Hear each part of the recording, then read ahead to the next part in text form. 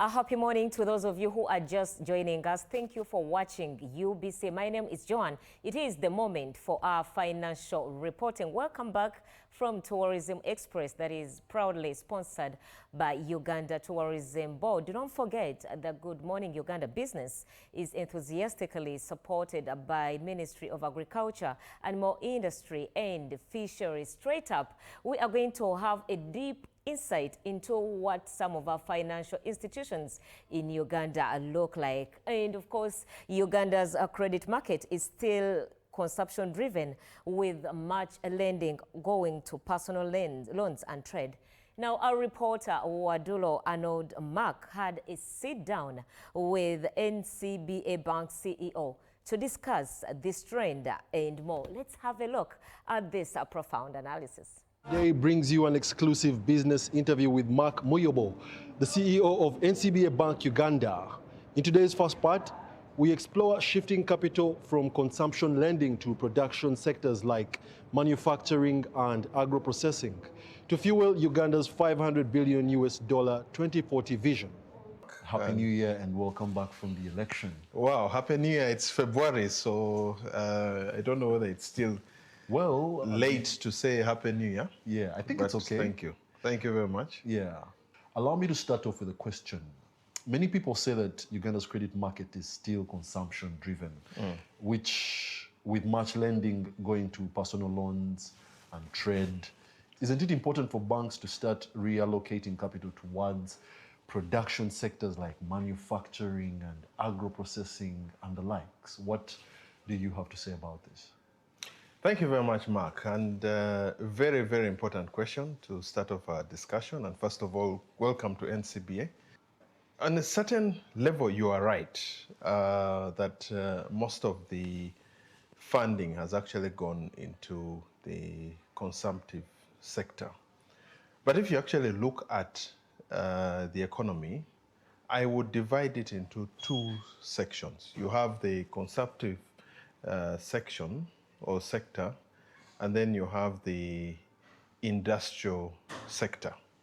Now, both are complementary, because if you support the consumptive sector, that means that you would actually be increasing on people's consumption capacity or purchasing power capacity.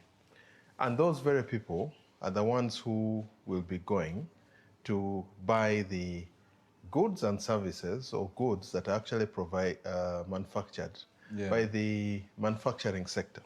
So both those, my view is that both sectors are actually very, very important for the economy, because one drives the other.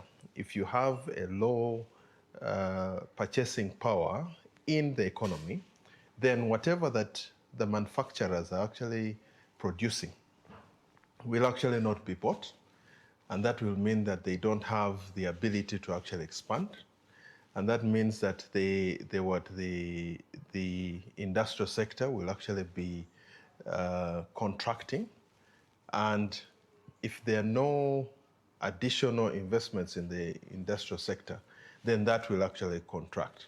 So financial institutions, to your point, financial institutions should actually find a balance between the consumptive economy and the manufacturing economy.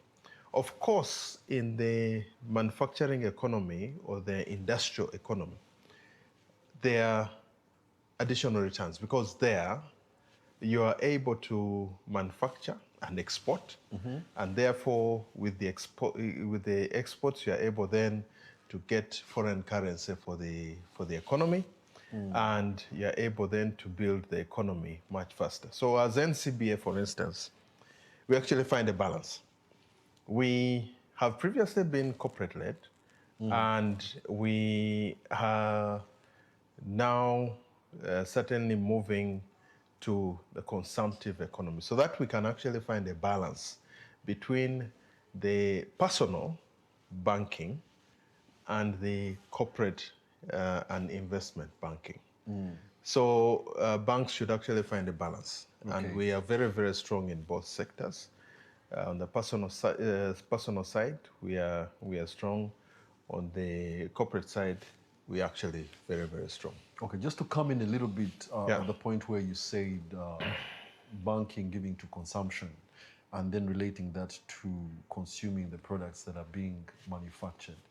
How does this tie into the balance on knowing whether these are actually locally manufactured or, imported goods? Because Uganda is currently trying to reverse that agenda with import substitution. Yes. And of course, the president mentioned that today you enter a supermarket and 70% of the goods are Ugandan.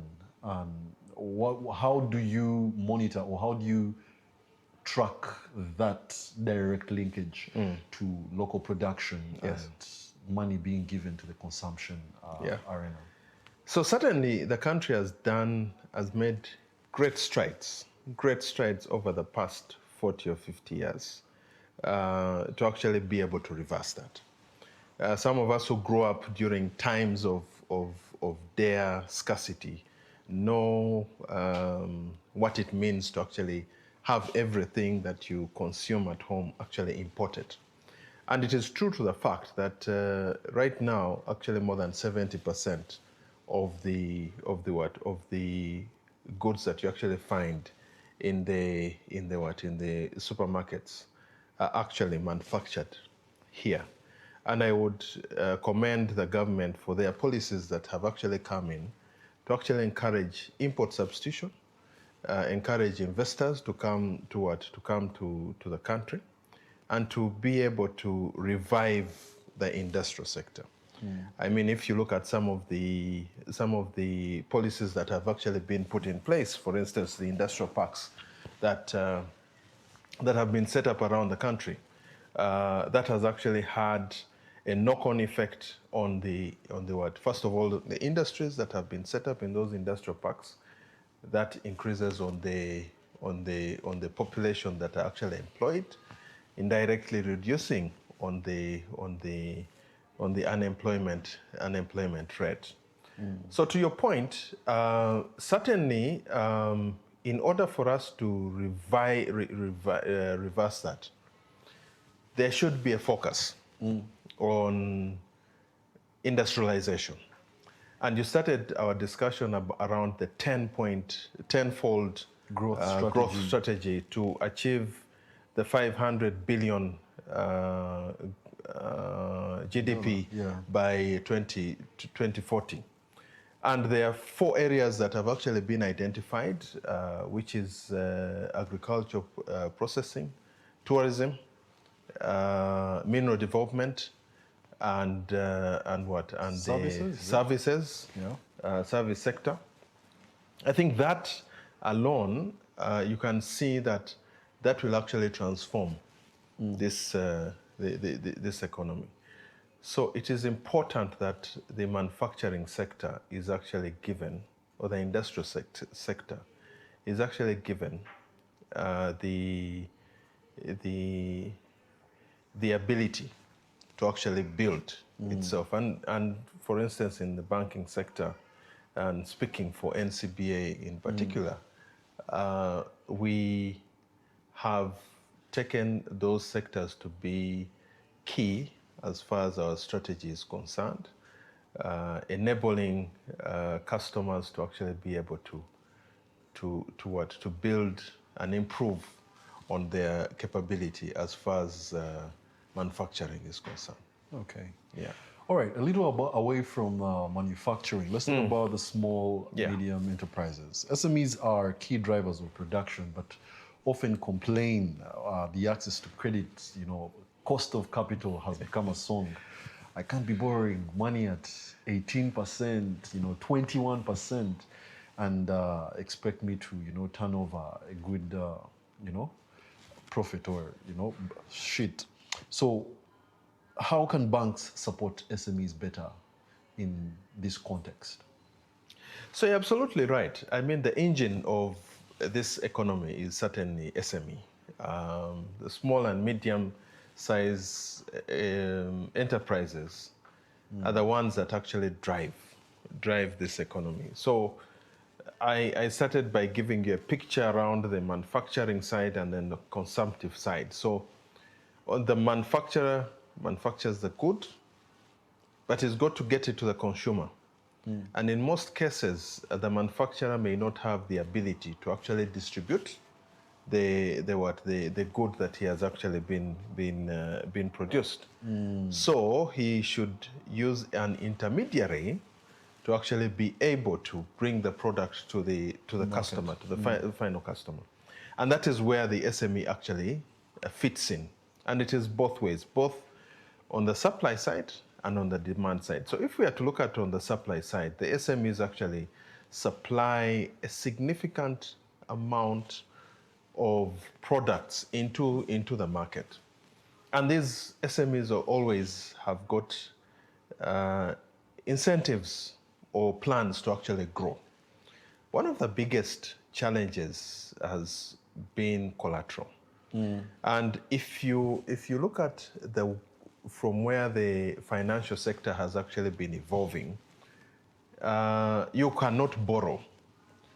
Previously, you could not borrow without collateral.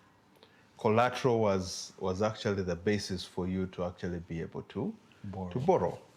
And that meant that SMEs were actually constrained around their ability to actually grow. So if you don't have collateral, you're not able to grow. So the financial sector, and in particular NCBA, what we have actually come up and done is that we follow the money. So we actually look at your cash flows. Okay. Rather than your security. And I'll give you two examples, solutions that we have here. I'll start with the asset finance solution. Yeah. So asset finance solution is where if you want to expand your business and all you have is machinery, we actually take that machinery as collateral on top of the cash flows that actually come in.